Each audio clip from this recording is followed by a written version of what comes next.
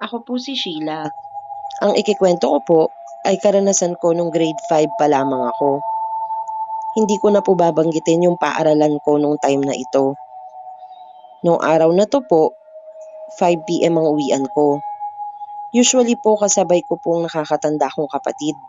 Kaya lang sa araw na ito, mag-isa lang akong susunduin ni mama. Hindi po kasi nakapasok ang ate ko kasi nagkaroon siya ng sakit. Alas 4 pa lamang po ay pinalabas na kami ng aming mga teachers.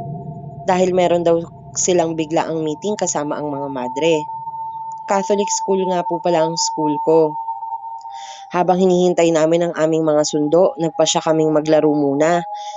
Dahil isang oras pa po ang hihintayin namin bago dumating ang aming mga sundo. 5 po kaming magkakaibigan. Naglaro po kami ng habulan, agawan base, 10-20, at tagu-taguan po.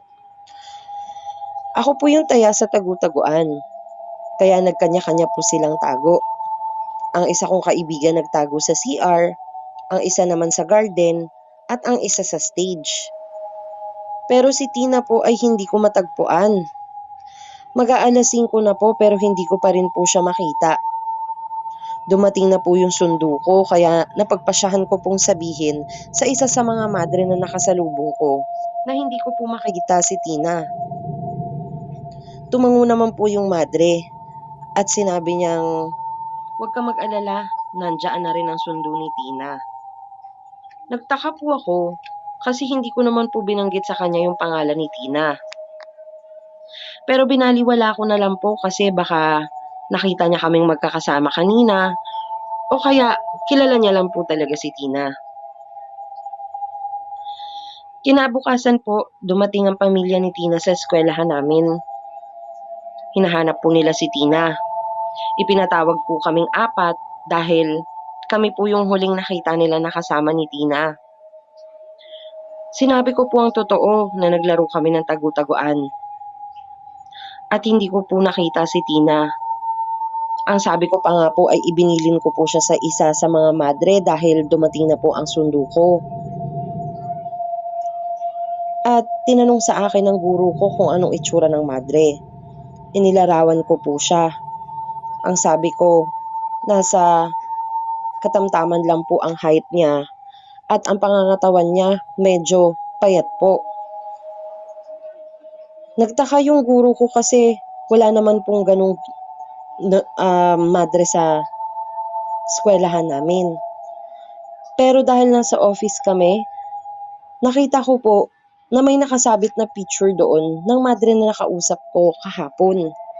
Itinuro ko po sa guro ko ang sinabi ko po, siya po yung pinagbilinan ko kay Tina. Sumagot pa nga po siya ang sabi niya, nandyan na rin daw po ang sundo ni Tina. Kaya inakala ko po, nakita niya si Tina. Sabi naman po ng guro ko ay imposible ang sinasabi ko. Dahil matagal na daw pong patay ang madre na iyon. Namatay daw po ang madre dahil aksidenteng nakulong sa lumang lockers. Ang itsura po kasi ng mga lumang lockers doon, parang human size po. Kakasya po talaga ang mga bata, pati po ang mga tao na sakto lamang po ang size ng katawan. Lumapit po sa amin ng isang tagalinis.